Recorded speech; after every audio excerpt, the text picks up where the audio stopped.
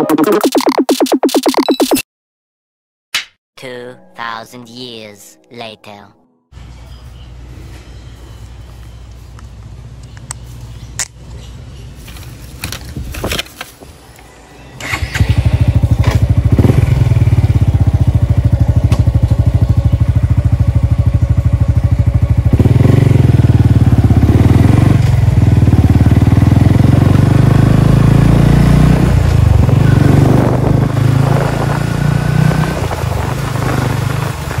Guys, papunta ako ngayon ng barangay kasi yung pusa ko kasi nung isang araw ay nakawala nung gabi. Ngayon hindi namin alam, siguro mga lumipas mga 4 na oras hindi namin alam na nakawala. Tapos nalaman namin nakawala nung lumabas na ako sa bahay. Pero nalaman ko na nakawala, hinanap namin. Suddenly hindi namin nakita. Tapos ngayon may nakakita. Ano to guys, sa loob ng subdivision namin may nakakita, tinali daw nila, inulong, ito na sabi. Pero inintay daw nila na hanggang 11 ng gabi may mag-claim. Hindi naman namin alam na nandun. Tsaka hindi ko rin alam kung bakit hindi nila pinaging, kasi meron kaming trompa meron kaming trompa sa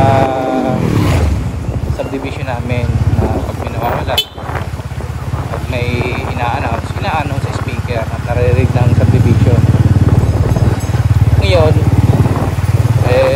lumipas ang magdamag at nagising kami ng umaga, wala pa rin nag-aanap, wala pa rin nagsasabi sa amin na nandun yung pusa.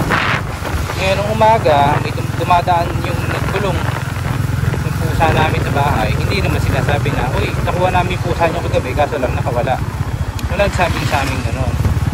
Ngayon kasama nila yung kaklase ng pamangkin ko. Ngayon sinabi sa amin ng pamangkin ko na diba magkasama kami kasi ng asawa ko. Sabi nung bata, ate di ba pusa niyo nakawala? Ganyan. Di sabi, oo, ang pusa namin yun. Kinulong kagabi kaso lang nakawala ulit. Nga ngayon, hinahanap. Ngayon ito ang guys, phase 4 kami. Ngayon, lumipas ang maghapon, napunta siya ng phase 1. Ang layo ng, medyo malayo-layo ang phase 1 sa phase 4.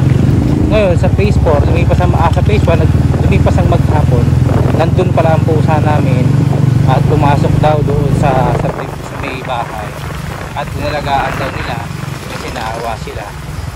Andun yung pusa, pinakain daw nila. So guys, ito na tayo. So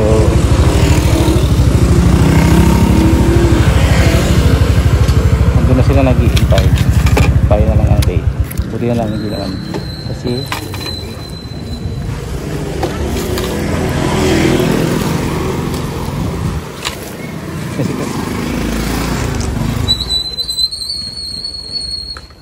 up dapat